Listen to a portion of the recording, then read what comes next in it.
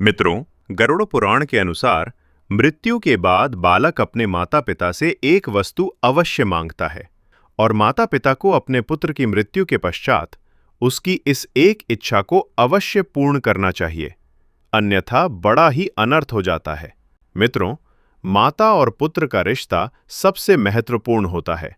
माता अपने पुत्र से सबसे अधिक प्रेम करती है, किंतु दुर्भाग्यवश किसी माता को अपने पुत्र से वियोग झेलना पड़ता है। उस जीव के पूर्व कर्मों के अनुसार उसकी अकाल मृत्यु हो जाती है और वो संसार को छोड़कर चला जाता है। ऐसे में उसके माता पिता को क्या करना चाहिए? बालक की मृत्यु के बाद उसकी आत्मा का क्या होता है? छोटी आयु में ही मृत्यु क्यों हो जाती है? बालक को मृत्यु के बाद दफनाया क्यों जाता है? उसका पुनर्जन्म कैसे होता है? अर्थात उसे दूसरा शरीर कैसे प्राप्त होता है? और मित्रों, बालक की मृत्यु के बाद वो अपने माता पिता से क्या मांगता है? इस प्रश्न का उत्तर जानने से पूर्व आपको ये जानना चाहिए कि जीव संसार में जन्म क्यों लेता है, माता के गर्भ में उसकी उत्पत्ति कैसे होती है, किस कारण से उसकी अकाल मृत्यु होती है और वो मृत बालक अपने माता पिता से वो चीज क्यों मांगता है। इसके पीछे बहुत ही गहरा रहस्य छिपा है, जो आज के इस वीडियो के माध्यम से हम आपको बताने वाले हैं। आज के इस वीडियो में जो जानकारी हम आपको देने वाले हैं, वो बहुत ही ज्ञानवर्धक और महत्वपूर्ण है, इसीलिए आप इस वीडियो को पूरा अवश्य देखें। आइए आपको विस्तार से बताते हैं कि गरुड़ पुराण में भगवान विष्णु ने गरुड़ जी को शिशु के जन्म और मृत्यु के संबंध में कौन सा रहस्य उजागर किया है। एक बार गरुड़ जी ने भगवान विष्णु से प्रश्न किया, हे प्रभु, गर्भ में जीव की उत्पत्ति कैसे होती है? उस जीव को त्वचा, रक्त, मांस, मज्जा, मेदा और अस्थियां कैसे प्राप्त होती हैं? 2 पैर, 2 हाथ, जिह्वा, केश, नाखून, सिर, संधि मार्ग तथा नाना प्रकार की रेखाओं की उत्पत्ति उसके शरीर में कैसे होती है? उस जीव के अंदर काम, क्रोध, भय, लज्जा, हर्ष, सुख और दुख का भाव कैसे आता है? उसके शरीर में 9 प्रकार के छिद्र और विभिन्न प्रकार की नसें कैसे उत्पन्न होती हैं? हे प्रभु, अनेक प्रकार के दुखों से युक्त इस शरीर का निर्माण कौन करता है? कृपया मुझे इसका ज्ञान प्रदान करें। भगवान विष्णु ने उत्तर में कहा, हे गरुड़, मनुष्य शरीर के निर्माण की इस परम गोपनीय प्रक्रिया को मैं तुम्हें कहता हूं। इसे जानने मात्र से ही मनुष्य सर्वज्ञ हो जाता है। हे वैनतेय, संसार के कल्याण के उद्देश्य से तुमने अत्यंत उत्तम प्रश्न किया है। इसे तुम एकाग्रचित्त होकर सुनो। स्त्री के ऋतुकाल के पहले के 4 दिन छोड़कर दंपत्ति को संतान उत्पन्न करने की क्रिया करनी चाहिए, अर्थात मासिक धर्म के बाद 4 दिनों तक संतान प्राप्ति के लिए प्रतिक्रिया नहीं करनी चाहिए। जब दंपत्ति संतान प्राप्ति के उद्देश्य से प्रतिक्रिया करते हैं, तब उनके मन में जिस प्रकार की संतान की कामना होती है, उसी प्रकार की संतान जन्म लेती है। पुरुष के शुक्र और स्त्री के बीज से संतान की उत्पत्ति होती है। सर्वप्रथम शुक्र और बीज का मिलन होने पर जीव पिंड रूप में तैयार होता है और वह गर्भ में उसी प्रकार बढ़ता है जिस प्रकार आकाश में चंद्रमा की वृद्धि होती है। शुक्र और शोणित पहले दिन और रात में कलल, 5वें दिन बुदबुद तथा 14वें दिन वह मांस का रूप धारण कर लेता है। उसके बाद वह मांस गर्भ में रहते हुए बढ़ने लगता है। 20 दिनों तक वह पिंड के रूप में ही बढ़ता है, तब तक उसे आकार प्राप्त नहीं होता। उसके पश्चात 25वें दिन वह पिंड के रूप में ही बढ़ता है। उसके पश्चात उसके अंदर शक्ति का संचार होने लगता है। 1 महीना पूरा हो जाने के बाद वो 5 तत्वों से युक्त हो जाता है। दूसरे महीने में गर्भ में पल रहे जीव के शरीर पर त्वचा और मेदा निर्माण होती है। तीसरे महीने में मज्जा और हड्डियां निर्माण होती हैं। चौथे महीने में उसके बाल और उंगलियां बनती हैं। 5वें महीने में उसके कान, नाक और वक्षस्थल का निर्माण होता है। 6ठे महीने में कंठ, रंध्र तथा उदर का निर्माण होता है। 7वें महीने में गुप्तांग विकसित होते हैं और 8वें महीने में वो सभी अंग प्रत्यंग से पूर्ण हो जाता है। 8वें महीने में ही वो जीव माता के गर्भ में बार बार चलने लगता है और 9वें महीने में उस शिशु का ओजगुण परिपक्व हो जाता है। उसके बाद गर्भवास का काल समाप्त होने पर वो शिशु गर्भ से बाहर निकलना चाहता है, चाहे वो कन्या हो या पुत्र, फिर उसका जन्म हो जाता है। प्रसवकालीन वायु उस जीव को गर्भ से बाहर करती है। उस समय उसके दोनों पैर ऊपर की ओर और मुख नीचे की ओर होते हैं। ऐसा जीव मां के गर्भ में ही बढ़ता है। माता द्वारा ग्रहण किए गए फल, दूध आदि आहार से उस जीव की हड्डियां पुष्ट होती हैं तथा वो जीवित रहता है। उस जीव की नाभि से शक्तिवर्धक नाड़ी जुड़ी होती है, जिसे आप्यायनी कहा जाता है। ये नाड़ी माता के आंतों के छिद्र से जुड़ी होती है और उसी के द्वारा उस शिशु को अन्न प्राप्त होता है। इस प्रकार से बढ़ते हुए उस जीव को गर्भ में ही पूर्वजन्म की यादें आने लगती हैं। उन यादों के कारण वो दुखी होता है और अनेक प्रकार की पीड़ा का अनुभव करते हुए गर्भ में इधर उधर सरकने लगता है। अपने पूर्व जन्म के कर्मों को याद करके वो सोचने लगता है, गर्भ से निकलकर मैं पुनः ऐसा कोई कर्म नहीं करूंगा जिससे मुझे फिर से जन्म प्राप्त हो। गर्भ में ही वो अपने सैकड़ों पूर्व जन्मों का विचार करता है। उसके बाद समयानुसार वो प्राणी अधोमुख होकर 9वें या 10वें मास में गर्भ से बाहर आता है। बाहर आते ही वो जीव दुख से पीड़ित होकर रोने लगता है। गर्भ से बाहर आने के बाद उसे असह्य कष्ट देने वाली मूर्छा आ जाती है, किंतु कुछ ही क्षण में वो पुनः चेतना में आ जाता है। वायु के स्पर्श से उसे सुख की अनुभूति होती है। इसके बाद मेरी माया उस पर अपना प्रभाव जमा लेती है और मेरी ही माया के प्रभाव से उसका पूर्व जन्म का ज्ञान नष्ट हो जाता है। वो ज्ञान नष्ट हो जाने के बाद वो बाल अवस्था को प्राप्त करता है। तदंतर वो कौमार्य, यौवन और वृद्धावस्था को प्राप्त करता है। उसके बाद मनुष्य पुनः उसी प्रकार मरता है और जन्म लेता है। इस संसार चक्र में वो एक घड़े को बनाने वाले चक्र, कुम्हार के चाक, यंत्र के समान घूमता रहता है। प्राणी कभी स्वर्ग प्राप्त करता है और कभी नरक में जाता है। भगवान विष्णु के मुख से होने वाली ज्ञान की अमृत वर्षा से गरुड़ जी का मन प्रसन्न हो गया। उन्होंने भगवान विष्णु से आगे प्रश्न किया, हे जनार्दन, संसार में ऐसा क्यों होता है कि कुछ बालकों की आयु पूर्ण होने से पूर्व ही उनकी मृत्यु हो जाती है? वे बालक तो निष्पाप एवं निष्कलंक होते हैं, फिर उनकी अकाल मृत्यु का क्या कारण है? क्या ये किसी पूर्व जन्म के कर्मों का फल है अथवा माता पिता के भाग्य का लेखा? कृपया मुझे इस विषय का आध्यात्मिक एवं कर्म सिद्धांत समझाएं।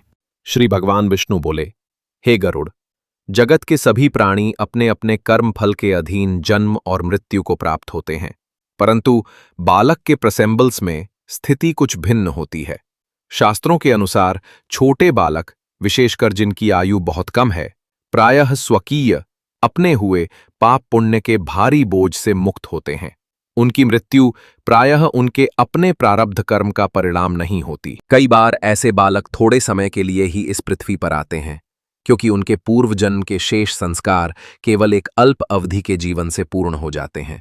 कभी कभी उनकी अकाल मृत्यु माता पिता अथवा परिवार के कर्मों के कारण भी होती है। संभव है कि पूर्व जन्मों में उन माता पिता ने किसी अन्य को संतानों के वियोग का कष्ट दिया हो। उसी कर्म फलस्वरूप इस जन्म में उन्हें अपने ही बालक के बिछोह का दुख सहना पड़ रहा हो। इस प्रकार कर्मचक्र प्रत्येक को उसके किए का फल देता है, ताकि जीव करुणा और वैराग्य का पाठ सीख सके। ये भी परमात्मा की अचिंत्य लीला है कि वो आत्मा अल्पकाल धरा पर रहकर अपना कार्य पूर्ण कर दिव्य धाम को प्रस्थान करती है। हे वैन्तेय, आत्मा नित्य और अविनाशी है। जन्म मरण तो इसके बाहरी पड़ाव मात्र हैं। जैसे यात्री किसी सराय में कुछ पल ठहरते हैं और फिर आगे बढ़ जाते हैं। जिस बालक को तुम निर्दोष कहते हो, वो जीवात्मा पूर्व जन्मों से अनेक योनियों में भ्रमण करती आई है। हर जन्म में भिन्न भिन्न माता पिता, सगे संबंधी होते हैं और केवल कर्मों के बंधन से ही आत्माएं मिलती बिछड़ती हैं। इसलिए किसी एक जन्म का संबंध स्थायी नहीं होता। जिस प्रकार सांप अपनी पुरानी कैंचुली का त्याग करता है, उसी तरह जीवात्मा भी एक शरीर त्याग कर दूसरे शरीर को धारण करती रहती है। हे गरुड़, व्यापक दृष्टि से देखें तो कोई मृत्यु अकाल नहीं होती। ये तो आत्मा की अनंत यात्रा का एक चरण मात्र है। जिस ईश्वर की इच्छा से जन्म होता है, उसी की इच्छा से जीवन का अवसान भी होता है। अतः अत्यधिक विलाप करना मोह और अज्ञान का चिन्ह है। संसार में जीवन क्षणभंगुर है और मृत्यु अवश्यंभावी है, इसलिए शोक व मोह में डूबना उचित नहीं। उस अल्पायु बालक ने जितना समय तुम्हारे साथ बिताना था वो बिताकर चला गया है। अब अतिशय शोक करके उसकी आत्मा को बांधे न रखो। उसे ईश्वर के भेजे एक सुंदर अतिथि की तरह स्मरण करो, जो थोड़ी देर के लिए आकर तुम्हारे जीवन में आनंद की छाप छोड़ गया। उसके जाने से जो शून्यता आई है, उसे भक्ति और उसकी मधुर स्मृतियों से भरने का प्रयास करो। अत्यधिक रोने से उस आत्मा को भी क्लेश होगा और तुम्हें भी मोह के बंधन में बांधेगा। बेहतर यही है कि तुम उस नन्ही आत्मा को प्रेम पूर्वक विदा करो और विश्वास रखो कि परमात्मा उसकी अगली यात्रा मंगलमय करेंगे। तुम्हारा कर्तव्य है कि ईश्वर पर भरोसा रखते हुए उस बालक की आत्मा की शांति हेतु प्रार्थना करो और धर्मानुसार जो कृत्य निर्धारित हैं उनका पालन करो। गरुड़ ने आगे पूछा, हे प्रभु, ऐसे बालक के पार्थिव शरीर का अंतिम संस्कार किस प्रकार किया जाना चाहिए? क्या उनके लिए भी वही विधि है जो पूर्ण वयस्कों के लिए होती है? आपने कहा कि धर्मशास्त्रों में कुछ विशेष विधान बताए गए हैं। कृपया विस्तार से बताइए कि अल्पवय बालक की मृत्यु होने पर कौन सी अंत्येष्टि क्रियाएं करनी चाहिए और वे वयस्कों की अपेक्षा किन प्रकार से भिन्न होती हैं? गरुड़ का प्रश्न सुनकर भगवान बोले, हे गरुड़, शास्त्रों में बालक की अंत्येष्टि उसकी आयु के अनुसार भिन्न रीति से करने का निर्देश है। बहुत छोटी आयु के शिशु का शव प्रायः अग्नि को समर्पित नहीं किया जाता, बल्कि भूमि को सौंपा जाता है। यदि बालक के दांत अभी ना आए हों या उसका चूड़ा कर्म, जो मुंडन संस्कार भी ना हुआ हो, तो उसके शरीर को जलाने के बजाय पृथ्वी में ही दफन करना चाहिए। ऐसे शिशु के लिए न चिता की अग्नि दी जाती है, न पारंपरिक तर्पण, उदक क्रिया आदि की आवश्यकता बताई गई है। नवजात या अत्यल्प आयु के बालक की आत्मा पर कोई व्यक्तिगत पाप या कर्म बंधन नहीं होता, अतः उसे अग्नि में भस्म करके शुद्ध करने की आवश्यकता भी नहीं समझी गई है। वयस्क व्यक्ति के दाह संस्कार में अग्नि शरीर एवं अहंकार के बंधनों को भस्म करने का प्रतीक होती है, पर शिशु के पास ऐसे बंधन होते ही नहीं। इसीलिए अग्नि की बजाय पृथ्वी के कोमल आलिंगन को उसके लिए अधिक उचित माना गया है। पृथ्वी उस नन्हे शरीर को प्रेम पूर्वक अपने अंक में ले लेती है और उसकी निष्पाप आत्मा को बिना संताप के मूल परम तत्व में विलीन होने देती है। शिशु को दफनाने से पूर्व उसके शरीर को स्नान करा, चंदन अथवा हल्दी का लेप लगाया जाता है। फूलों की मालाओं से सुशोभित कर स्वच्छ श्वेत वस्त्र में लपेटा जाता है। इस प्रकार कोमल देह को सम्मान पूर्वक सजाकर धरती की गोद में सुपुर्द करते हैं। ऐसी स्थिति में विस्तृत श्राद्ध या पिंडदान करने के स्थान पर केवल संक्षिप्त मंत्रोच्चार एवं प्रार्थना द्वारा बालक को ईश्वर को अर्पित कर उसकी सद्गति की कामना की जाती है। इन निष्पाप बाल आत्माओं को यमराज के कठोर न्याय का सामना भी नहीं करना पड़ता। इन्हें मेरी ही कृपा से बिना दंड भोगे शीघ्र ही उचित गति प्राप्त हो जाती है। कई बार वे किसी दिव्य लोक में चले जाते हैं या तुरंत ही पुनर्जन्म लेकर पृथ्वी पर लौट आते हैं। यहां तक कि ऐसी आत्माएं प्रायः अपने ही कुल में नए शिशु के रूप में जन्म धारण करती हैं, मानो पुनः उसी परिवार को आलोकित करने लौट आई हों। जब बालक तुझ बड़ा हो जाता है और संसार के पदार्थों से उसका संपर्क बढ़ने लगता है, तब अंत्येष्टि की रीति क्रमशः वयस्कों की विधि के निकट आने लगती है। यदि बालक ने 2 वर्ष की आयु पूर्ण कर ली हो, तो उसके पार्थिव शरीर को श्मशान ले जाकर विधि पूर्वक अग्नि को समर्पित किया जा सकता है। ऐसे बालक की अंत्येष्टि करते समय यम सूक्त का मानसिक जप कर उसकी आत्मा के लिए प्रार्थना की जाती है और परिजनों द्वारा दक्षिणाभिमुख होकर जलांजलि, उदक कर्म अर्पित करने का भी विकल्प रहता है। 5 वर्ष से कम आयु के बच्चों का दाह संस्कार किया भी जाए तो भी उनके श्राद्ध एवं पिंडदान आदि कर्म अत्यंत संक्षिप्त और सरल रूप में किए जाते हैं। यदि बालक 5वें वर्ष में ही दिवंगत हो जाए तो 10 पिंडों सहित सभी आवश्यक क्रियाएं पूरी की जाएं, परंतु क्योंकि उसका सांसारिक संपर्क बहुत कम रहा, इसलिए ये संस्कार विस्तृत रूप में नहीं निभाए जाते हैं। छोटे बालक की मृत्यु पर श्राद्ध कर्म भी उतने व्यापक नहीं होते जितने कि एक प्रौढ़ व्यक्ति के लिए किए जाते हैं। उसकी देह छोटी होती है और जगत में आसक्ति भी नगण्य, अतः पितृलोक से जोड़ने वाले सपिंडीकरण जैसे विधान भी अनिवार्य नहीं समझे गए हैं। इनके स्थान पुण्य हेतु दान धर्म करना चाहिए। यदि कोई बालक अल्पायु में संसार छोड़ दे तो उसकी स्मृति में तथा आत्मशांति हेतु दूध, अन्न, वस्त्र और मिठाई आदि का दान करना चाहिए। विशेषतः शिशु मृत्यु पर बच्चों में दूध व मिष्ठान बांटने की तथा बालक कुमार मृत्यु पर गुड़ चावल की खीर, पायस जैसे मीठे पकवान का दान करने की परंपरा बताई गई है। सामर्थ्य अनुसार ये दान अन्य बालकों को भोजन करवाकर अथवा निर्बलों एवं ब्राह्मणों को अर्पित करके करना चाहिए। यदि बालक अत्यल्प आयु में दिवंगत हो तो जिन आहार सामग्री और वस्तुओं का वो अभ्यस्त था उन्हें एकत्र कर ब्राह्मणों या दरिद्रजनों को दान में दे देना चाहिए। यदि ऐसा दान न किया जाए तो उस आत्मा को अगले जन्म में दरिद्रता का सामना करना पड़ सकता है। अतः उसके कल्याण हेतु यथाशक्ति अन्न, तिल, लवण, फल, वस्त्र आदि जो वस्तुएं उसके जीवन में उपयोग होती थीं, वे उदारतापूर्वक दान कर देनी चाहिए। इस प्रकार परिवारजन द्वारा धर्मपूर्वक दान पुण्य करने से उस बाल आत्मा के लिए शुभ कर्म संचय होता है और उसकी असमय मृत्यु को भी एक अर्थपूर्ण आध्यात्मिक परिणाम में परिवर्तित किया जाता है। यदि बालक और अधिक बड़ा हो, 9 से 10 वर्ष या उससे ऊपर, तो उसके अंतिम संस्कार क्रमशः वयस्क व्यक्ति के समान ही किए जाने लगते हैं। विशेषतः 16 वर्ष की आयु के पश्चात उसे पूर्ण युवा माना गया है और उसकी मृत्यु पर वयस्कों की भांति सभी सामान्य संस्कार, दाह संस्कार, अस्थि संचयन, दशगात्र, सपिंडी श्राद्ध आदि विधिपूर्वक संपन्न किए जाते हैं। यहां तक कि शोक एवं अशौच, अपवित्रता की अवधि भी बालक की आयु के अनुसार घटती बढ़ती है। जिस शिशु की मृत्यु दांत निकलने से पूर्व हुई हो, उसमें माता पिता उसी दिन अशौच मुक्त हो जाते हैं। जिस बालक का मुंडन संस्कार होने से पहले निधन हुआ हो, उसके लिए 1 दिन रात का अशौच होता है। उपनयन से पूर्व मरने वाले बालक के परिवार में 3 दिन अशौच रहता है। किंतु यदि कोई किशोर उपनयन के बाद दिवंगत हो तो 10 दिन तक पूर्ण अशौच का पालन करना होता है। इस प्रकार उम्र बढ़ने के साथ साथ अंत्येष्टि के नियम एवं शोक की मर्यादाएं क्रमशः विस्तृत हो जाती हैं। संक्षेप में, बालक के निधन पर उसकी अंत्येष्टि में कोमलता और श्रद्धा का भाव रखा जाता है। उसके लिए जटिल कर्मकांड की अपेक्षा ईश्वर प्रार्थना, संक्षिप्त तर्पण एवं दान से ही कार्य संपन्न होता है, क्योंकि वह आत्मा निष्पाप तथा बंधन रहित होती है, जिसने संसार में अधिक आसक्ति नहीं बनाई। वहीं वयस्क मनुष्य की मृत्यु पर आत्मा की मुक्ति प्राप्ति के लिए विस्तृत विधानों का पालन अपेक्षित होता। गरुड़ ने आगे पूछा, हे प्रभु, आपने बताया कि 5 वर्ष से कम आयु वाले शिशुओं के संस्कार अलग ढंग से होते हैं।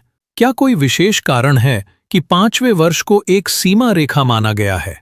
कृपया यह भी बताइए कि एक बालक किस आयु में बौद्धिक एवं इंद्रिय परिपक्वता प्राप्त करता है? किस अवस्था में उसे बाल पुरुषत्व की संज्ञा दी जा सकती है? भगवान विष्णु बोले, हे गरुड़, मानव जीवन भिन्न भिन्न विकास चरणों में विभाजित किया है।